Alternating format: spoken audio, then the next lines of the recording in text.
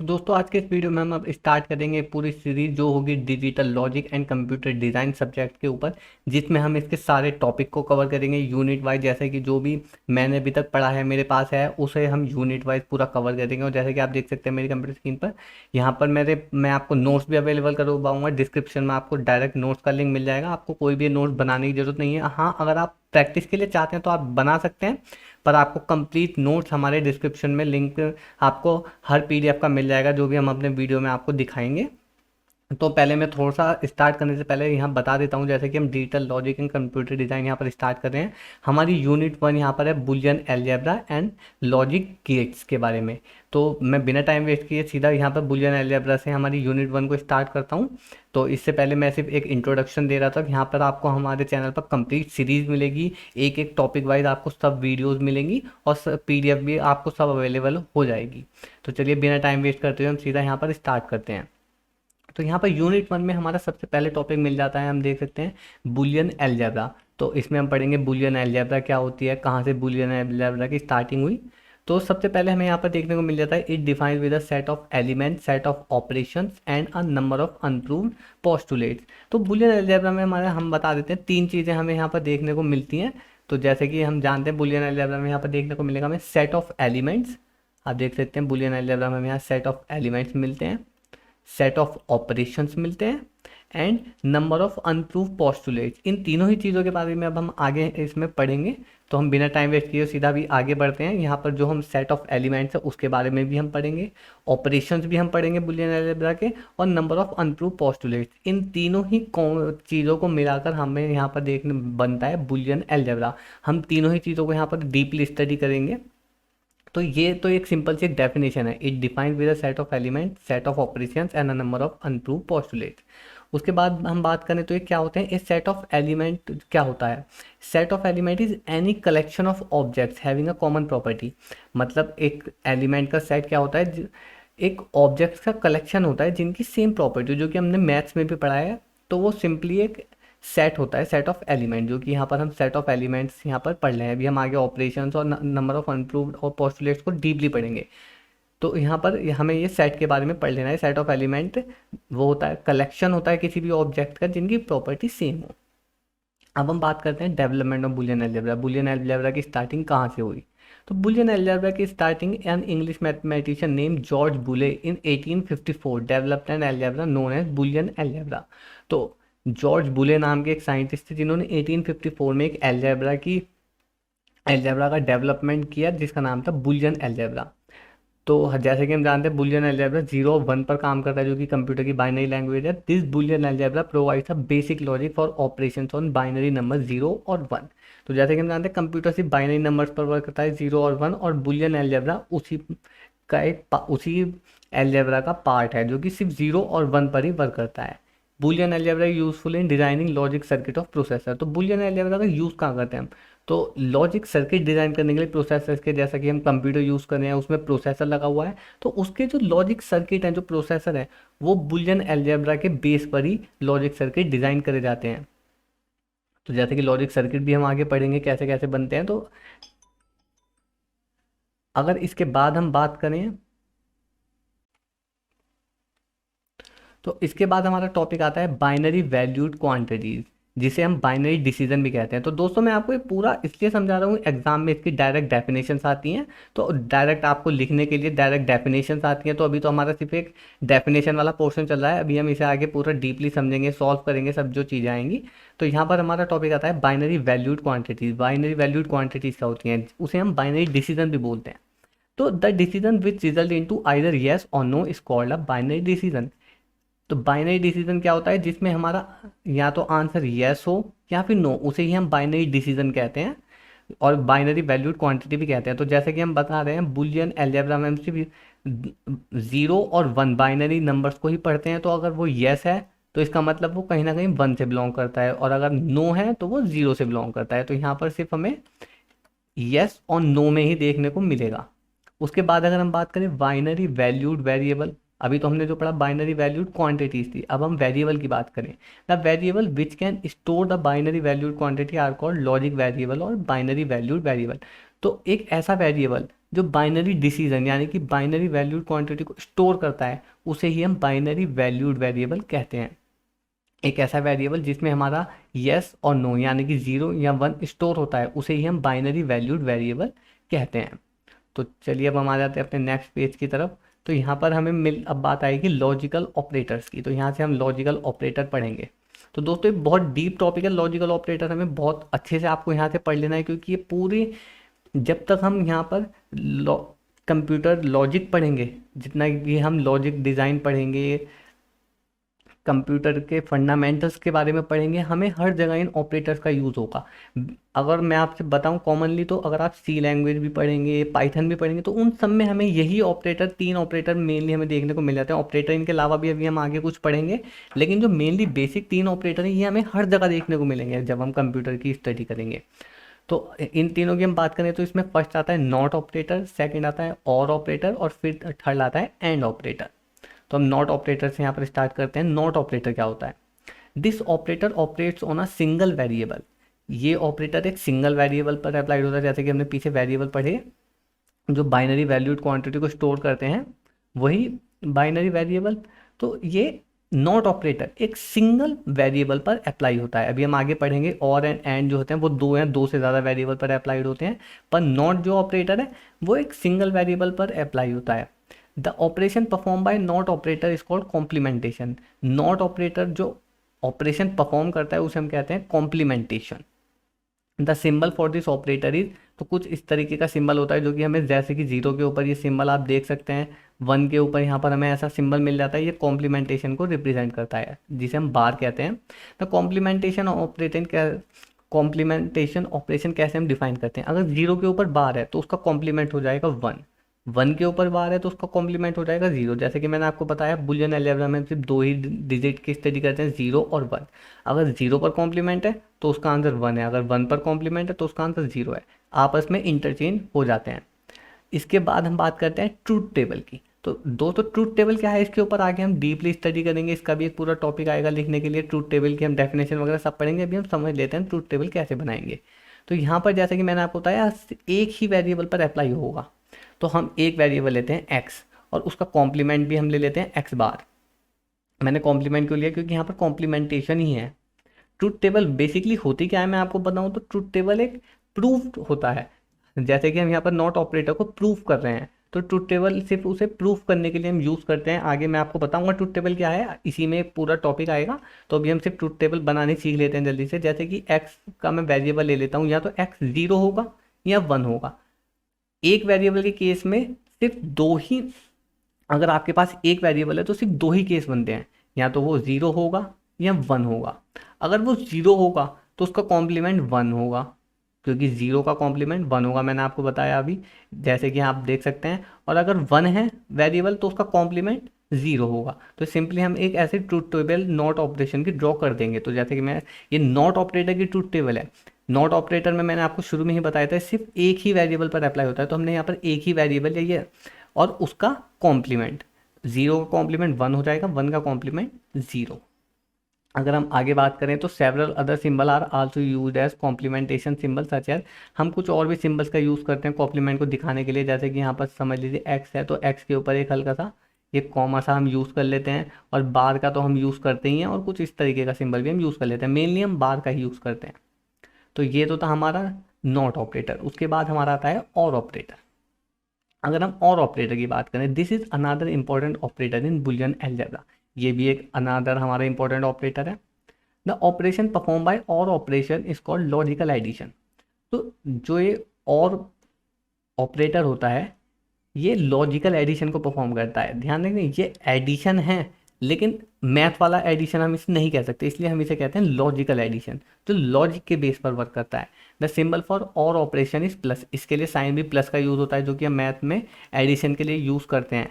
पर the plus sign does not have the normal meaning of addition. जैसे कि यहाँ पर मेंशन है, इस प्लस साइन का मतलब यहाँ पर मैथ वाला नॉर्मल एडिशन नहीं है, it is a logical addition. इसका मतलब यहाँ पर है लॉजिकल एडिशन, और इसे हम लॉजिकल और सिंबल भी कहते हैं। तो जैसे कि और ऑपरेटर को हम लॉजिकल और सिंबल या फिर लॉजिकल एडिशन भी कह सकते हैं। इसे हम रिप्रेजेंट करते हैं तो पहली बात मैं आपको बताता हूँ, ये दो या दो से ज़्यादा ऑपरेटर्स के बीच में अप्लाई होता है। तो यहाँ आप देख सकते हैं X plus Y can be read as X or Y. X plus Y को हम एक्स और वाई भी कह सकते हैं, या फिर हम इसे एक्स लॉजिकल एडिशन वाई भी कह सकते हैं। तो इसके कुछ यहाँ पर हमें ऑपरेशन देखने को मिलेंगे कैसे वर्क करता है। तो यहाँ पर हम देख सकते हैं जीरो प्लस, मैंने आपको भी बताया कंडीशन दो ही होंगी, या तो वेरिएबल ज़ीरो होगा या वन। तो अगर एक्स हमारा ज़ीरो है होगा, वाई भी ज़ीरो होगा, तो हमारा लॉजिकल एडिशन भी ज़ीरो आएगा। अगर हमारा एक्स ज़ीरो होगा, वाई वन होगा, तो हमारा रिजल्ट वन होगा। अगर हमारा एक्स ज़ीरो हो, एक्स वन होगा, वाई ज़ीरो होगा, तो भी हमारा रिजल्ट वन होगा।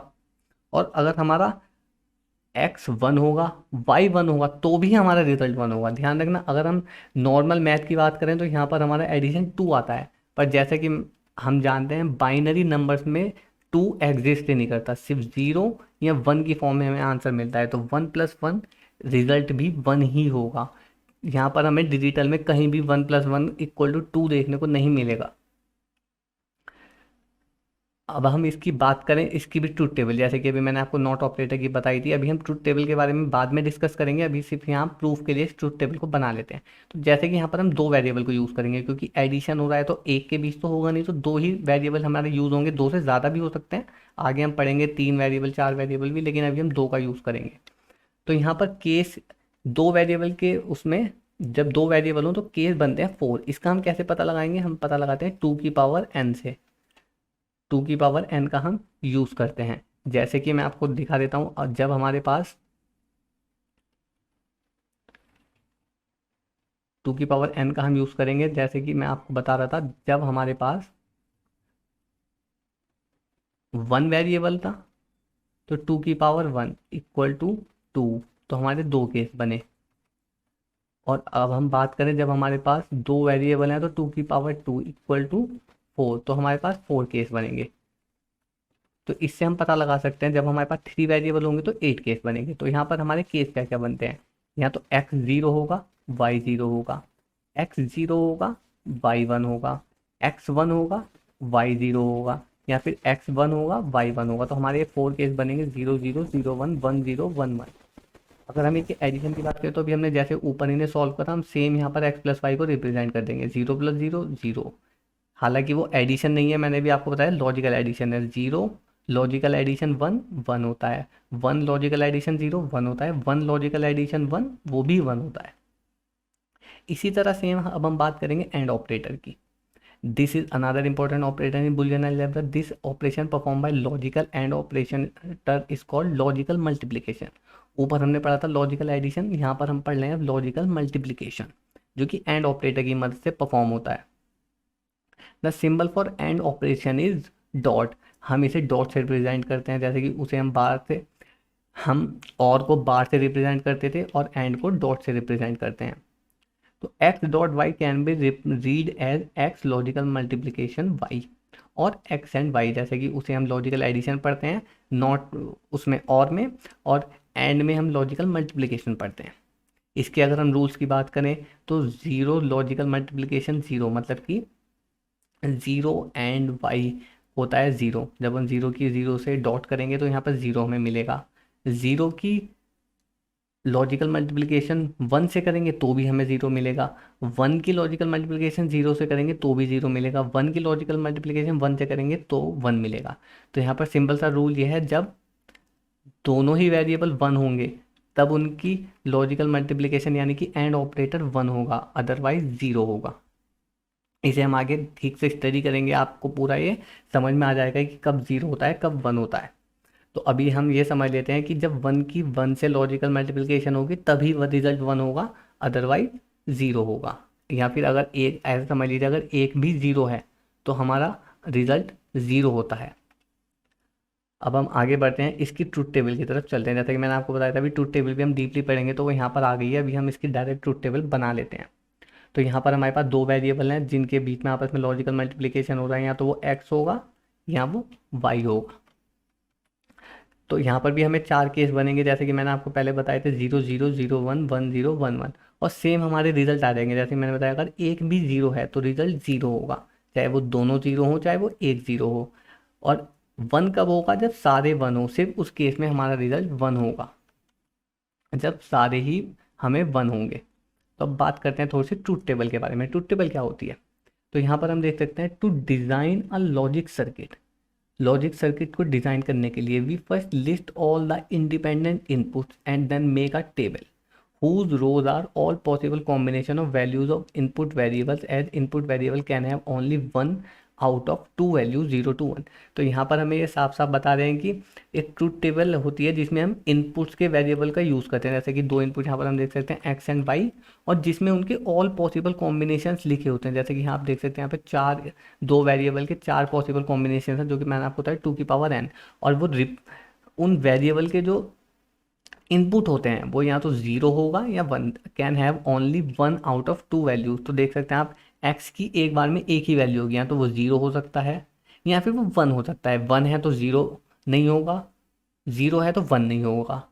तो ऐसे हमें यहाँ पर आप देख सकते हैं, हम इनके इनपुट्स देख सकते हैं ये।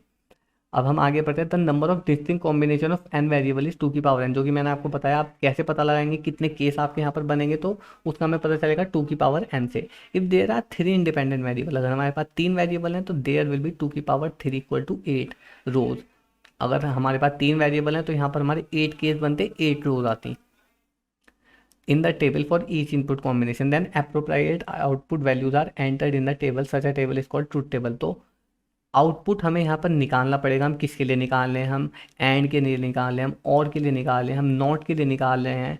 तो उसके लिए हमें आउटपुट यहाँ पर एंटर्ड हम कर देंगे, और जो ये पूरी टेबल बनेगी, इसी टेबल को हम कहते हैं ट्रूथ टेबल, जो एज अ प्रूफ यूज़ होती है डिजिटल लॉजिक में। तो यहाँ तक तो हमने एक सिंपल ऑपरेटर्स अपने पढ़ लिए। इन ऑपरेटर्स को अभी हम आगे और डीपली पढ़ेंगे जब हम गेट्स की स्टडी करेंगे। अब इसके बाद बात आती है बुलियन एक्सप्रेशन की। अभी हम बुलियन अलजेब्रा पढ़ रहे थे, अब हम बात करते हैं बुलियन एक्सप्रेशन क्या होता है। तो दोस्तों, अब बुलियन एक्सप्रेशन की अगर हम बात करें, एन इवेल्युएशन, ये थोड़ा एल गलत हो गया, ये यू है यहाँ पे, an evaluation of Boolean expression using truth table, logical variable और combined by means of logical operators to form a Boolean expression. तो यहाँ पर एक इवेल्युएशन किसका? बुलियन एक्सप्रेशन का। मतलब कि जब हम किसी भी बुलियन अलजेब्रा को सॉल्व करते हैं तो उसे जब हम इवेल्यूट करते हैं यूजिंग ट्रूथ टेबल, या तो हम ट्रूथ टेबल की मदद से इवेल्यूएट करेंगे, लॉजिकल वेरिएबल्स की मदद से, या उनके कंबाइन से। और लॉजिकल ऑपरेटर्स में हमारे क्या क्या आते हैं? एंड और not, to form a Boolean expression. हम जब अपने, मैं आपको बताऊं, बुलियन अलजेब्रा में जब हम वेरिएबल्स के साथ लॉजिकल ऑपरेटर्स को, जैसे कि मैंने यहाँ पर एंड लगा दिया दो वेरिएबल के बीच, जब हम एक पूरा एक्सप्रेशन बना लेते हैं उसे ही हम बुलियन एक्सप्रेशन कहते हैं। और इसे इवेल्युएट भी हम करना सीखेंगे। तो किसी भी वेरिएबल लॉजिकल ऑपरेटर्स के कॉम्बिनेशन को हम बुलियन एक्सप्रेशन कह सकते हैं, एक mathematical expression called Boolean expression. तो इसे ही हम बुलियन एक्सप्रेशन कहते हैं जब हमारे लॉजिकल ऑपरेटर्स, लॉजिकल वेरिएबल्स मिल जाते हैं एक एक्सप्रेशन बनाने के लिए। इसके बाद बात आती है बुलियन फंक्शन की। अभी तो हमने पढ़ा बुलियन एक्सप्रेशन, बुलियन फंक्शन क्या होता है? The function form by combining Boolean expressions are called Boolean function. तो अभी मैंने आपको बताया बुलियन एक्सप्रेशन कैसे बनता है। अगर हम बुलियन एक्सप्रेशंस को ही कंबाइन कर दें, जैसे कि कुछ इस तरीके से हम देख सकते हैं, x logical addition, y logical multiplication, और उस पर भी हमें एक नोट लगा दिया, उसका मतलब कॉम्प्लीमेंट यहाँ पर हम कर रहे हैं, और जेड कॉम्प्लीमेंट। अब देख सकते हैं जब बुलियन एक्सप्रेशन कंबाइन हो जाते हैं तो उसे हम बुलियन फंक्शन कहते हैं। तो यहाँ पर यही मेंशन है, the function form by combining Boolean expressions are called Boolean function. A binary variable can take the value 0 and 1। Binary variable या तो वैल्यू 0 की रखता है या 1 की। Binary function is an expression form with binary variable. Boolean function can be either 0 और 1। जो Boolean function होता है वो आइदर 0 हो सकता है 1, जो कि पूरी डिजिटल लॉजिक में हमें दो ही आंसर मिलेंगे, 0 और 1। For a given value of variable, जैसे कि हम देख सकते हैं यहाँ पर हमें एक फंक्शन दिया हुआ है एक्स वाई डॉट जेड बार। तो हालांकि लॉजिकल मल्टीप्लिकेशन तीनों के बीच है, पर यहाँ पर हमें नॉट ऑपरेटर भी अप्लाई होता हुआ दिख रहा है। तो इसका अगर हम बुलियन फंक्शन रिप्रेजेंट करेंगे ट्रुथ टेबल की मदद से, तो आप देख सकते हैं यहाँ पर क्वेश्चन में थोड़ा गलत हो गया है, ये यहाँ पर बार नहीं है, सिर्फ जेड पर बार है। तो जैसे कि आप देख सकते हैं सिर्फ जेड पर यहाँ पर बार है। तो इसकी हम ट्रुथ टेबल बनाएंगे। तो जैसे कि वेरिएबल तीन है एक्स वाई जेड, तो यहाँ पर हमारे 8 केस बनेंगे। इन केस को भी हम बनाना सीख लेंगे। 0 0 0 0 0 1 0 1 0 0 1 1, ये एक पूरा सीक्वेंस है। हम इसी सीक्वेंस में हमेशा बनाएंगे इसे 1 0 0 1 0 1 1 1 0 1 1 1, हमेशा हम इसी सीक्वेंस का यूज़ करेंगे। तो हमें ये फंक्शन बनाना है। तो उसके लिए जैसे कि हम पहले z का कॉम्प्लीमेंट निकाल लेंगे। तो z का कॉम्प्लीमेंट कैसे, 0 है तो कॉम्प्लीमेंट 1 हो जाएगा, 1 है तो कॉम्प्लीमेंट 0, 0 का कॉम्प्लीमेंट 1, 1 का कॉम्प्लीमेंट 0, 0 का कॉम्प्लीमेंट 1, 1 का 0, 0 का 1, 1 का 0। यहाँ पर हम z का कॉम्प्लीमेंट निकाल लेंगे। अब हम बात करें फंक्शन निकालने की। पूरा फंक्शन हम इसे अब कैसे निकालेंगे ट्रुथ टेबल प्रूफ करने के लिए। तो मैंने आपको बताया था जब सारे 1 होते हैं तो हमारा रिजल्ट 1 आता है, अदरवाइज 0 आता है। तो 0 0 हम z को नहीं देखेंगे, यहाँ पर z बार है तो इसलिए हम बार वाले को देखेंगे। 0 0 1, तो एक भी 0 आता है तो आपका आउटपुट 0 आएगा। हम देख लेते हैं, सीधा हम 1 वाले पे आ जाते हैं। यहाँ पर भी 1 है, यहाँ पर भी 1 है, 1 है, तो इसलिए हमारा आउटपुट 1 आ गया, अदरवाइज सब में 0 है। तो यहाँ पर हमारा ये एक्सप्रेशन प्रूफ हो चुका है। अब हम आगे बात करें तो यहाँ पर हमें मिलता है प्रीसिडेंस ऑफ ऑपरेटर। हम ऑपरेटर को कैसे यूज़ करते हैं, अभी हम क्वेश्चन जब सॉल्व करेंगे। तो scan the expression from left to right, हमें लेफ्ट से राइट की साइड पूरे एक्सप्रेशन को स्कैन करना है, देखना है। First evaluate the expression which are enclose in parenthesis, सबसे पहले हमें ब्रैकेट को सॉल्व करना है अगर हमारे एक्सप्रेशन में ब्रैकेट है। उसके बाद परफॉर्म ऑन नॉट ऑपरेशन, उसके बाद हम पहले नॉट ऑपरेशन परफॉर्म करते हैं, फिर हम एंड ऑपरेशन परफॉर्म करते हैं, और उसके बाद हम और ऑपरेशन को परफॉर्म करते हैं। जैसे कि मैंने आपको बताया, पहले नॉट ऑपरेशन, एंड ऑपरेशन, उसके बाद हम और ऑपरेशन को परफॉर्म करते हैं। तो यहाँ पर कुछ क्वेश्चन है, perform a truth table of combination. यहाँ पर हमें ट्रुथ टेबल बनानी है। तो दोस्तों मैं चाहता हूँ आप इसे खुद से बना के देखें, एक तरीके से आपका होमवर्क है, आपने क्या सीखा आप इसे बनाइए और कमेंट करके मुझे बताइए आपका क्या आंसर आया। हालांकि ये पीडीएफ मैं आपको प्रोवाइड कर दूंगा, आपको उसमें पूरा इसका आंसर भी मिल जाएगा। हालांकि बहुत इजी है ट्रुथ टेबल, अगर आप एक बार इसकी प्रैक्टिस करेंगे तो आपको भी बहुत आसान लगेगा, और एग्जाम में आती भी है ट्रुथ टेबल। जब आप आगे क्वेश्चंस करेंगे तो ट्रुथ टेबल से हमें सॉल्व करने होंगे, बहुत क्वेश्चनों में ट्रुथ टेबल आएगी। तो मैं चाहता हूँ आप इसे खुद से होमवर्क में करें और कमेंट करके मुझे बताएं आपको का आंसर क्या आया। कोई भी आपको इशू है तो आप मुझे कमेंट में बताएं, मैं आपको रिप्लाई दूंगा, मैं आप चेक करूंगा। तो मुझे बहुत अच्छा लगेगा अगर आप खुद से ट्रुथ टेबल बनाएंगे। उसके बाद हम बात करेंगे एक्सोमेटिक डेफिनेशन ऑफ बुलियन अलजेब्रा। तो कुछ बुलियन अलजेब्रा की हम एक्सोमेटिक डेफिनेशन, मतलब कहाँ से बुलियन अलजेब्रा स्टार्ट हुई, किस किसने यहाँ पर चेंजेस करे, कुछ उसके बारे में पढ़ेंगे। तो जॉर्ज बुलियन ने 1854 में इंट्रोड्यूस करा था systematic treatment of logic and developed N algebraic system. George Boolean ने, जैसे कि हमने पढ़ा था भी, 1854 में सिस्टमैटिक ट्रीटमेंट बनाया था logic and developed an algebra. Logic के लिए हम पूरा बुलियन अलजेब्रा की स्टडी हम किससे करते हैं, लॉजिक्स के लिए, और उसी को हम कहते हैं बुलियन अलजेब्रा। सीई शेरन ने 1938 में 2 वैल्यू बुलियन अलजेब्रा को इंट्रोड्यूस करा था, जिसे हम कहते हैं स्विचिंग अलजेब्रा, जो कि 2 वैल्यूड बुलियन अलजेब्रा होता है। उसके बाद हम बात करें, ईवी हंटिंगटन ने 1904 में इंट्रोड्यूस करा formal definition of Boolean algebra that we shall employ the postulates. कुछ यहाँ पर बुलियन अलजेब्रा की पोस्टुलेट्स आती हैं जिन्हें ईवी हंटिंगटन ने बनाया था, 1904 में इंट्रोड्यूस करा था पोस्टुलेट्स को। अब हम अगले पार्ट में पोस्टुलेट्स वगैरह की स्टडी करेंगे और आपको पूरी पोस्टुलेट्स बताएंगे क्या क्या बुलियन अलजेब्रा की पोस्टुलेट्स होती हैं। उसके बाद हम थ्योरम्स की स्टडी करेंगे। जैसे कि मैंने आपको बताया, पूरी आपको हमारे चैनल पर ये पूरी सीरीज मिल जाएगी जिसमें हम सारे टॉपिक को कवर करेंगे। आगे हम कॉम्बिनेशनल लॉजिक गेट्स भी पढ़ेंगे, सीक्वेंशियल लॉजिक गेट्स भी पढ़ेंगे, रजिस्टर्स, काउंटर्स। उसके बाद कुछ प्रोसेसर का भी पार्ट आ जाता है, किस किस प्रोसेसर में कौन सा आर्किटेक्चर यूज़ हुआ। हम सारा ही डिजिटल लॉजिक यहाँ पर कवर करेंगे, और आपको हमारे चैनल पर ऐसी ही और भी वीडियोस मिलती रहेंगी पूरी सीक्वेंस में। तो हमारे साथ बने रहें। और दोस्तों, जैसे कि मैंने आपको क्वेश्चन दिया है वो आप सॉल्व करें और कमेंट में मुझे आंसर बताएं क्या आपका आंसर आया है। आज की इस वीडियो में दोस्तों इतना ही। अगर आपको ये हमारे वीडियो अच्छा लगा हो तो हमारे यूट्यूब चैनल को लाइक कर दें। हाँ, आने वाले हमारे वीडियो देखने के लिए हमारे यूट्यूब चैनल को सब्सक्राइब कर दें और बेल के आइकन पर भी क्लिक कर दें।